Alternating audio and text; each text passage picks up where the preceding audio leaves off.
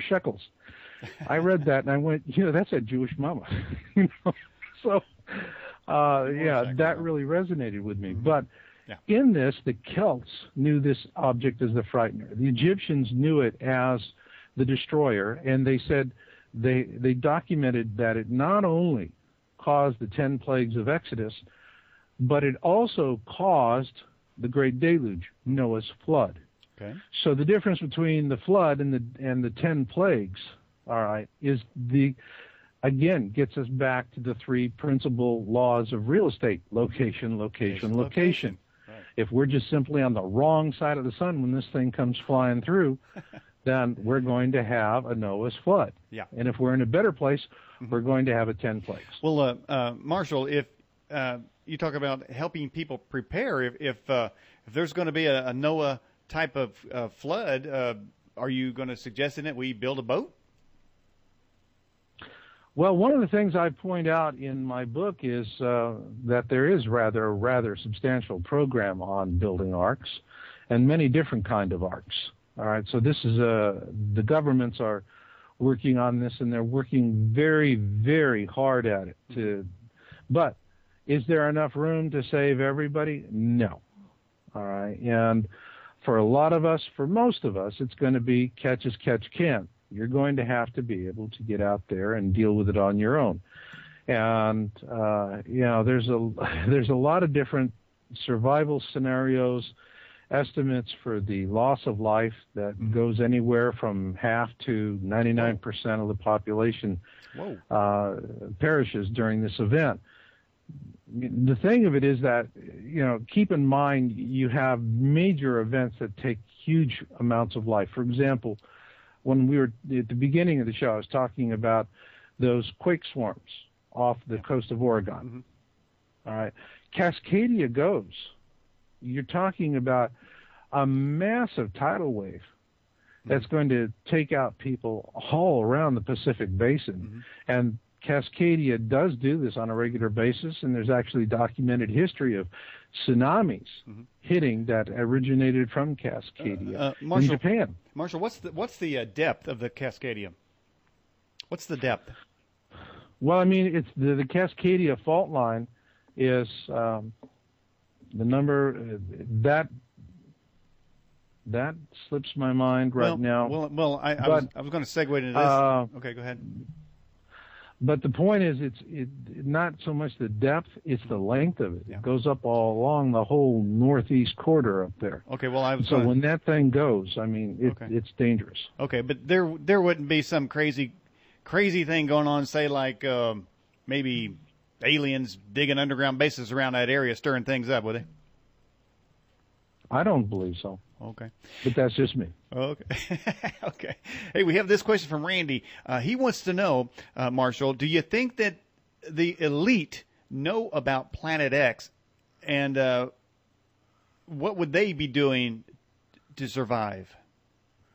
I think the elite have known about this for hundreds of years, and that what the elites are really trying to do is to get us through this event, so that with as much technology and infrastructure as possible, so that we don't wind up sliding back into another Bronze Age. Of course, their goal is that this new age that will follow it is something that they're going to shape, create, and own. That part I don't think will work out for them. This is going to be a much bigger thing. This is a huge, huge natural event that's going to sweep away a lot of cobwebs. Well, do you think people like Bill Gates have their own underground bases packed full of survival gear?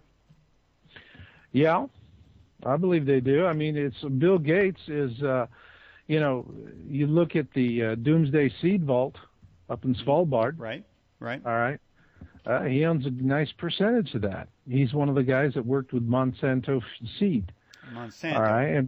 And one of the things people don't really understand with the seeds is that Monsanto, the Supreme Court in its infinite wisdom, did something that the Copyright Office wouldn't allow for hundreds of years. Which is? And that is for us to patent life.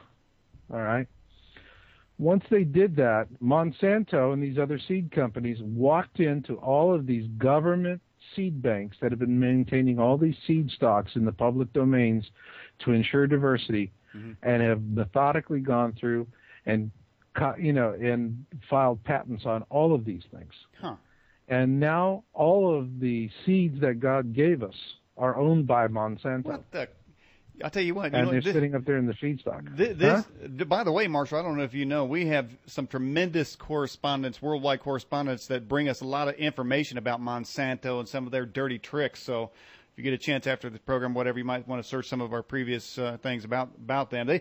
Monsanto seems to be right in the middle of these kinds of things. And I was just wondering today, what do these companies do with their billions and billions of dollars of profit that they get? Are they manipulate? Do they take that and manipulate the public further? Or are they, what do you do with billions of dollars in profit? It's power. It's just power. They have the power, and they're doing what they want to do for whatever reason they want to do it. But the thing that the point I like to make to folks is that, first off, there'll come a point where they'll scurry down into their different bunkers and arcs and underground cities and what have you. I mean, those of us that are left on the surface, and there'll be a bunch of us. Oh boy. All right, then it's catch as catch can. You're on your own. All right. Well, the thing here is, if you're sitting there going, "Oh my God, what do I do now? I'm clueless. I haven't seen this coming. I don't know what I'm doing." Right. I got news for you. You're standing in front of a moving bus. All right.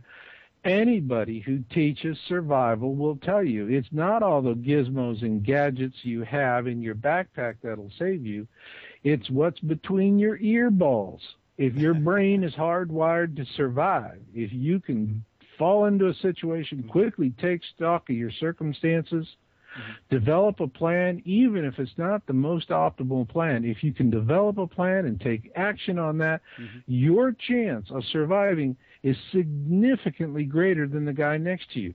Wow. That's no absolutes. There's no absolute guarantees.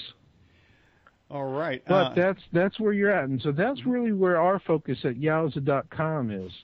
We're just trying to help people say, okay, I just don't want to wake up one morning and I'm going, oh my God, what do I do next?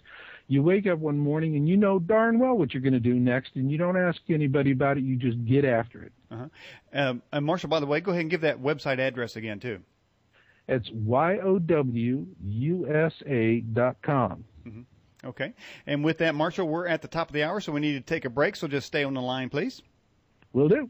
All right, everybody, you're watching the Edge television broadcast. On our Newsmaker line tonight is Marshall Masters talking about 2012 and Planet X. And by the way, C.M. Leslie, one of our correspondents, did an excellent report on the seed vault situation. And, it just kind of makes me mad that somebody's out there trying to get a patent on that. And you know what that means? That somebody is going to try to manipulate the old human race once again. So, unbelievable. Monsanto don't like you that much, okay? Some people call you Monsatan, so hey, I'm good with that. This is Daniel Ott. We'll be right back after the break. Tell a friend, stay there. Remember, after the show, we have our interview, and it took a couple billion light years to get here, to get the communication set up with an alien that we have after the show. Following that, we will be playing Marshall Masters' 2012 Survival Guide. So you stay tuned. Lots more coming up. Marshall Masters will be back on the Edge, so you stay tuned.